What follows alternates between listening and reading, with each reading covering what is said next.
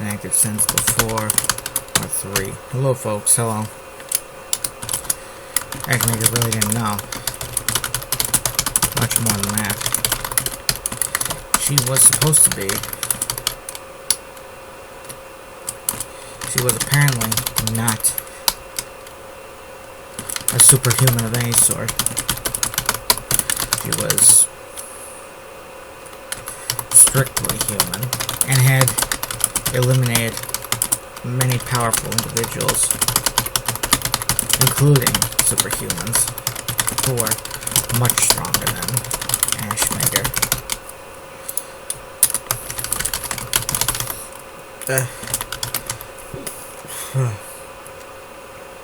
Let's see.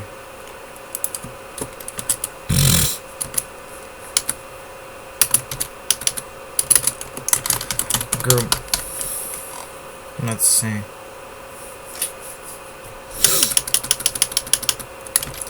I'm a good guy.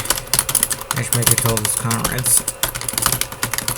I'd never work for the mob or terrorists or anything like that. Good. Benna agreed, replied. Only Benna replied to Ashmaker's noble statement. Good, he said. There are enough evil people out there who use their powers for selfish reasons. We're all out here saving lives. Indeed. Ashmaker nodded at that. Soon after, the group found themselves deep in the jungle again. There were still much of the islands. There was still much of the island to traverse.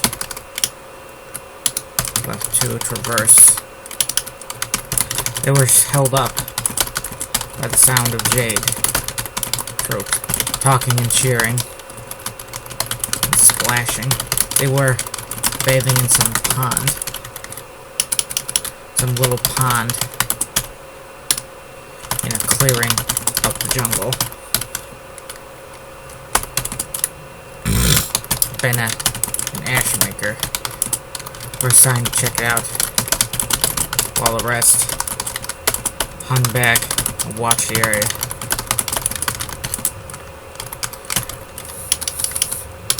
Benna and Ashmaker found a dozen Jade soldiers were having a bit of a skinny dip in some pond. Their clothes and weapons were laying about some nearby rocks. Not a man in the water had a weapon on him. They were totally defenseless. If they were, Ben and Ash, they wanted to take them prisoner. They could easily. Ben and Ashmaker headed back to Golka to report what they saw. We could take them prisoners, Benna noted, or we could take them out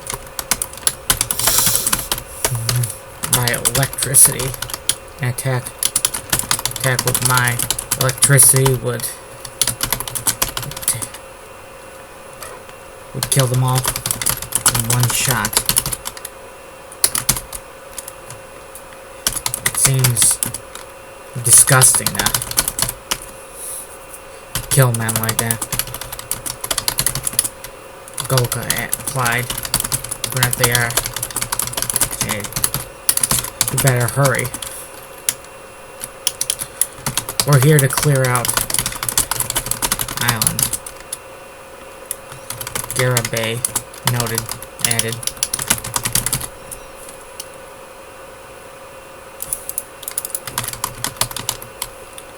We need to clear out the island. We can't take prisoners. We can't ignore a chance to get rid of a dozen soldiers. We spare them. They might be the ones who do us in later. Yeah.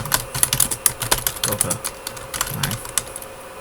Goka pondered things for a bit, for a moment, for about a minute, and gave his order. Then, take them out. Goka ordered. Make sure none of them are alive after you zap them.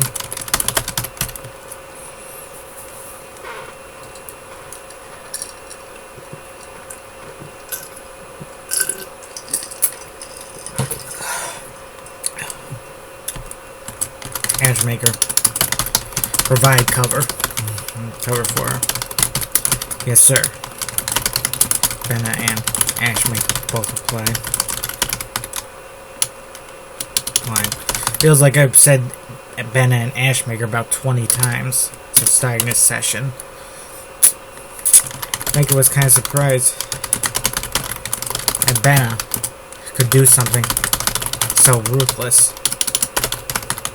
But she was a commando and being trained by Lady Dominique in the ways of being superhuman. Lady Dominique herself had done many very cold-blooded things. Things without ever apologizing. Not ever apologizing. This was war, not civilian life.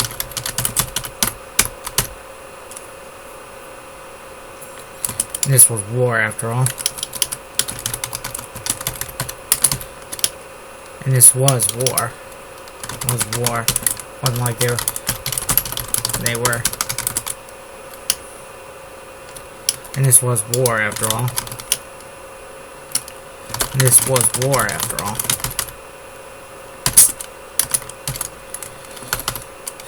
You won't have any trouble doing this? Ashmaker. Benna.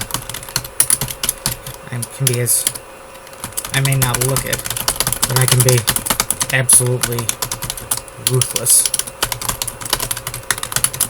Benna. Fine. Did Dami teach you to be that way?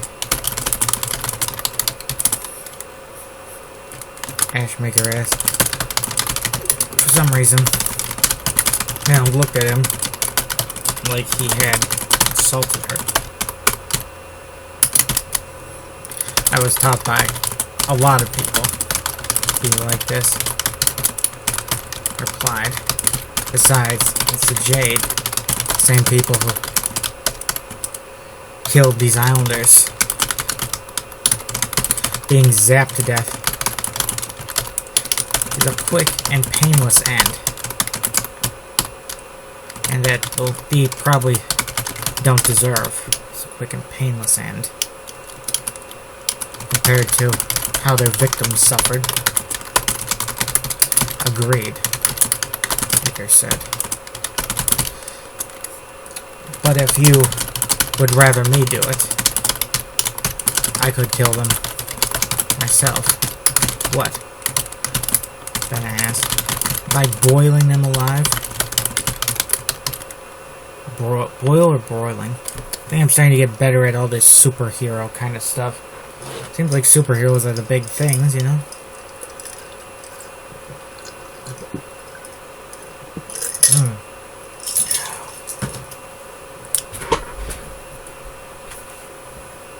I'm just gonna get a little more of the bubbly.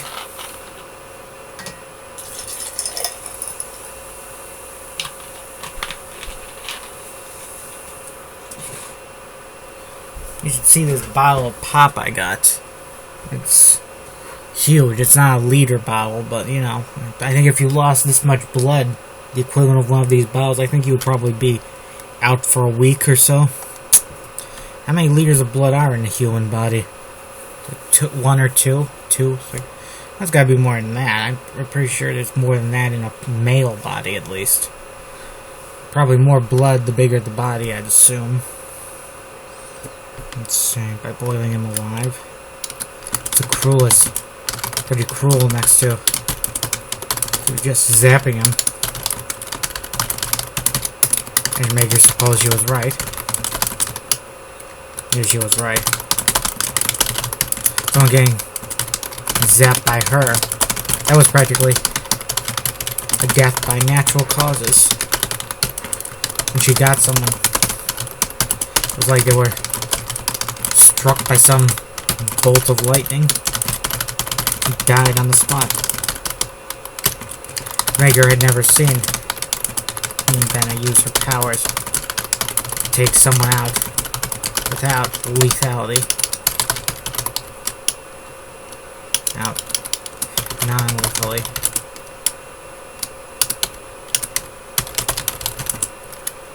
Rager wondered if Dami was training her to not kill people.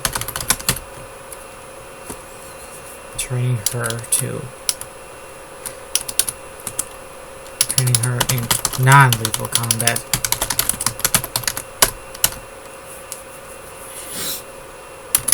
I got your back. Maker reassured Benna as they closed in the clearing.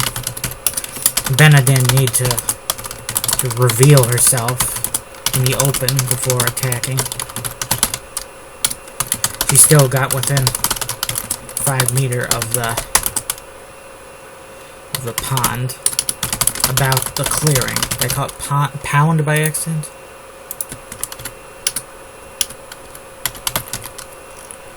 Let's see, within 5 meters of pond, about some trees nearby. She seemed hesitant to attack. Ashmaker could see her face well.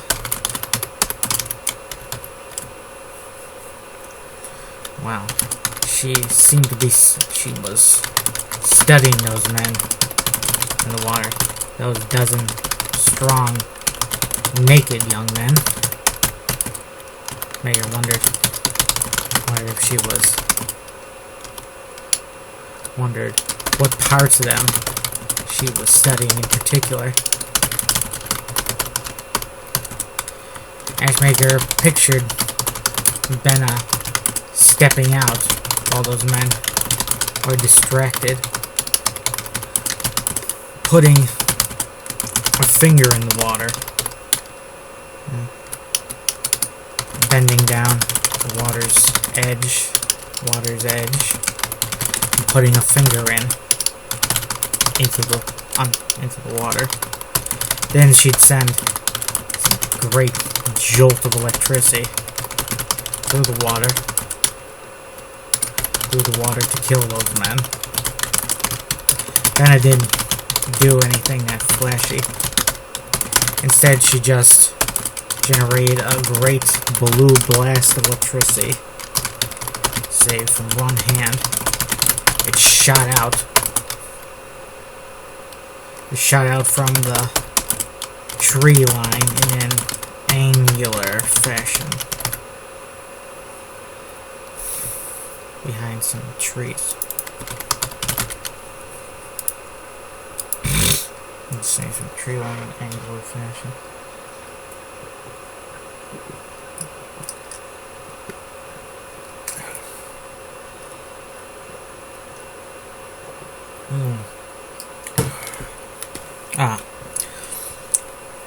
In an angular fashion. Almost like it was an angular horizontal fashion. Almost like it was fired from some particularly strange gun. Horizontal. When it touched the water, it was already, when the blast, electricity touched the water, it was already too late. Jay didn't know what hit them. They They soon had electricity coursing through every inch of their bodies. They stopped splashing and talking in an instant. They died silent, shivering vigorously in the electrified water. Then falling down beneath the surface. The water bubbled, and the bodies, when they touched the surface, smoked as though lightly burned. There wasn't a mark on any of the dead Jade. There wasn't a mark on any of the dead Jade.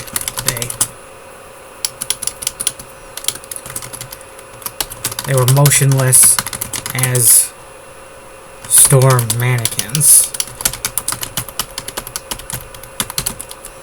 I seem to have a bit of the hot ear today.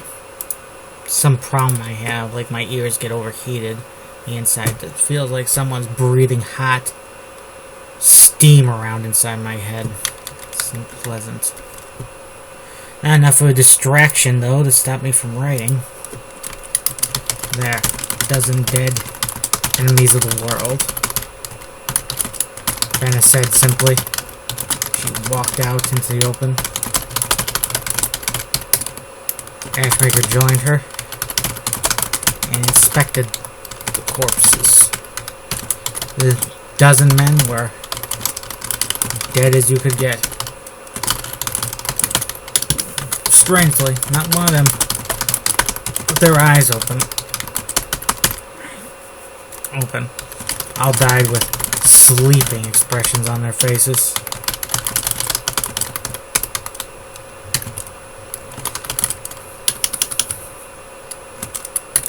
Didn't know what hit them. Ashmaker said. Noted. Ashmaker went back, studied Benna's features. Feathers. She's not a bird. And that would make her more interesting if she was some kind of bird human. Or there'd be no point to that. It's already probably enough that she's a pyrokinetic. I mean an electrokinetic.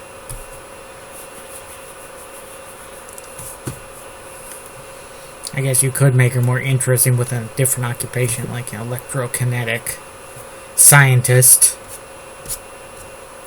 I do have a lot of scientists with superhuman powers in this series. Dominique herself is a scientist, and, you know, mostly I haven't shown her doing any science work because, well,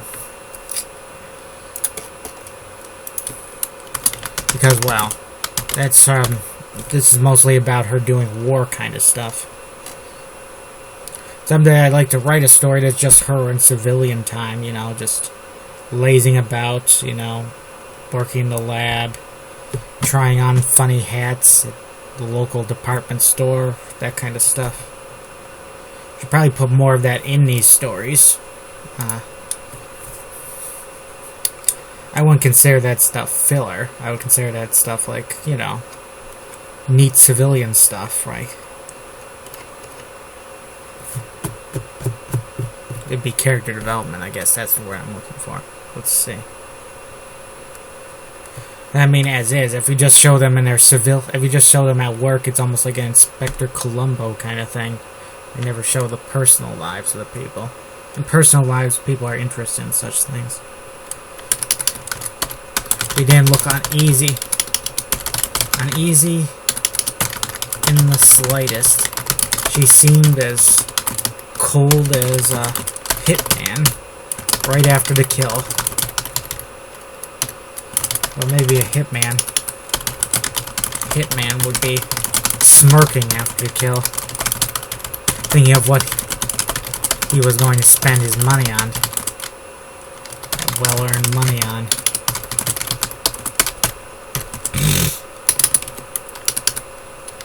Go fetch our comrades.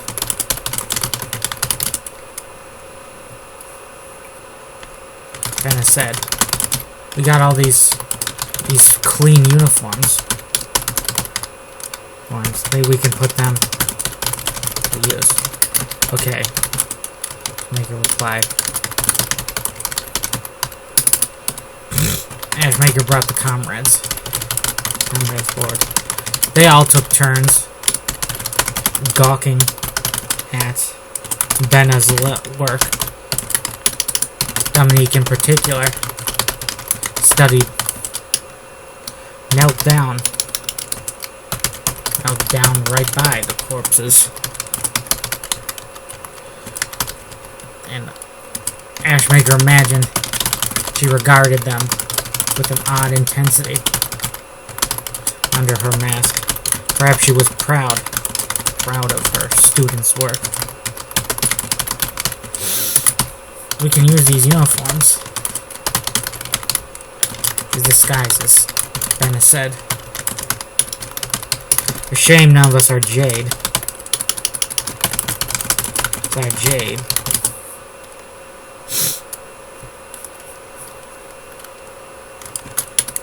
Golka replied. None of us are even Asian.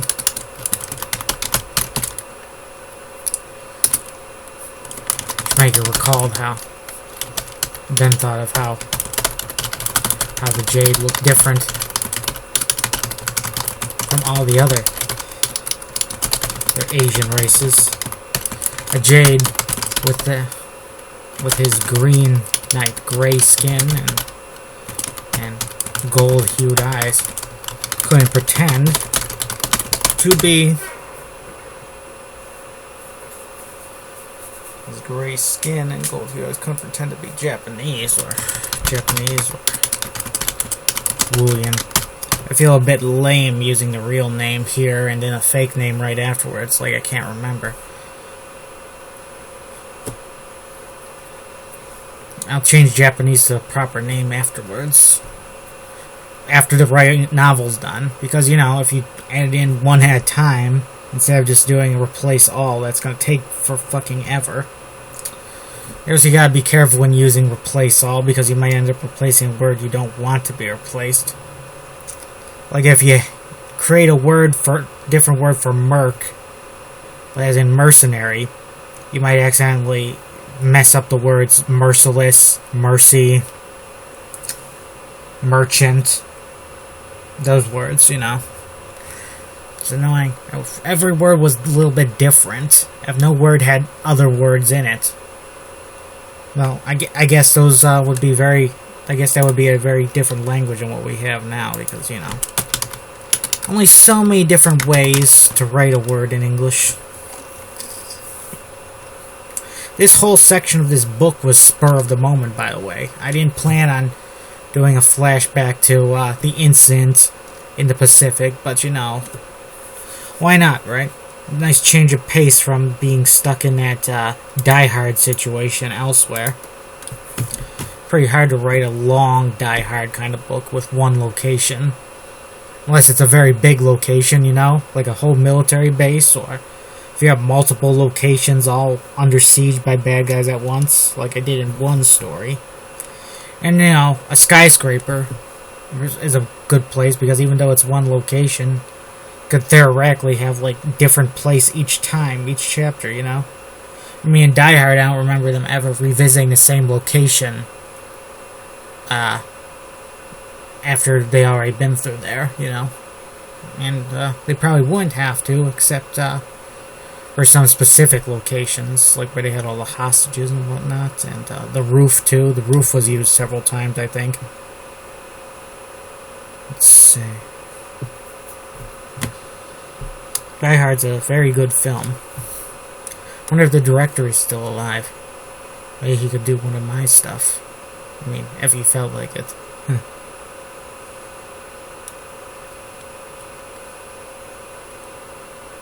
Let's see. I wonder what other movies he's made. Let's see. Fishman. Where's the Fishman? Oh, he's not here. Well, he is here. Let's see. But I think I could do a good impersonation. Horace LeCamp said, with a little help from my fellow Cellian, Dominique.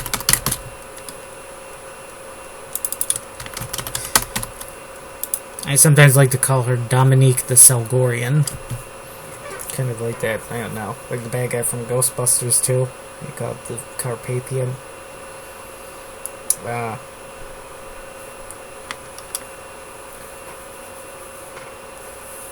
It'd be a bit weird. Kind of like being called the Gaul or something. Or the French. I don't know. There's not many nicknames like that in history, I don't think. Let's see, but you know, the Dominique the Selgorian, that sounds pretty cool, I think. That's why I put on her action figure, if she had an action figure. Oh, my son. Dominique stood and looked to Horace. Yes, she asked, sounding slightly intrigued. I could put on a jade uniform, and you could cast some illusion over me. Psychic.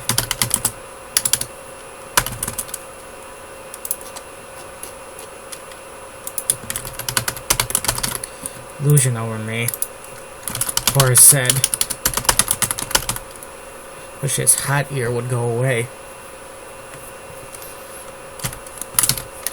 With my hypnotic power,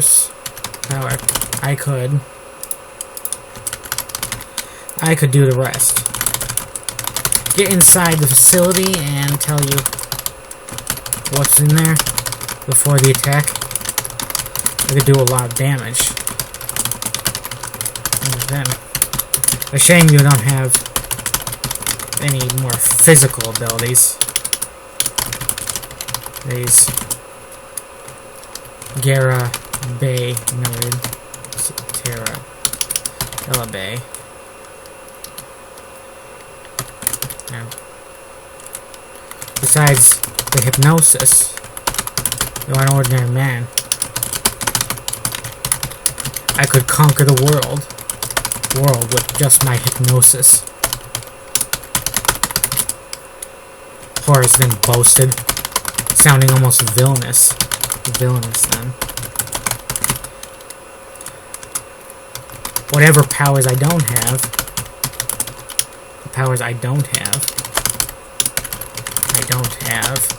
I could take in other ways.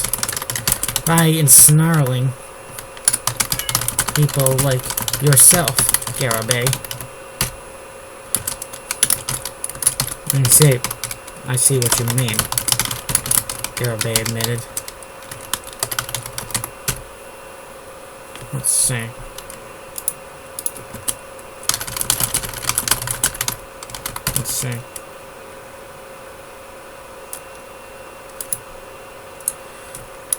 I thought your powers doesn't work on superhumans.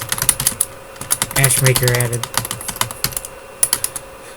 He probably means he didn't snarl them with his charisma, Vanna suggested. Yeah.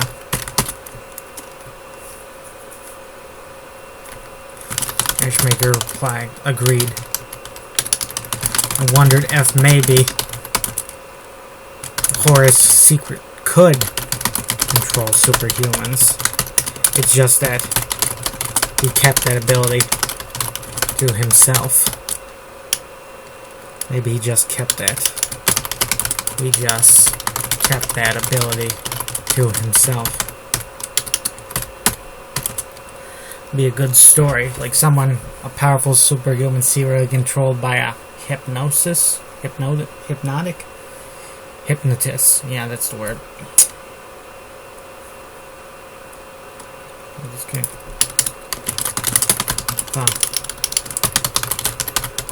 Good thing I'm actually gonna call him Ash, like Ash from Evil Dead. Or are they called the Evil Dead? I don't know. They're supposed to be demons, not dead people. Maybe if you're evil enough, after you die, you become a demon? I don't know. Some cultures believe that.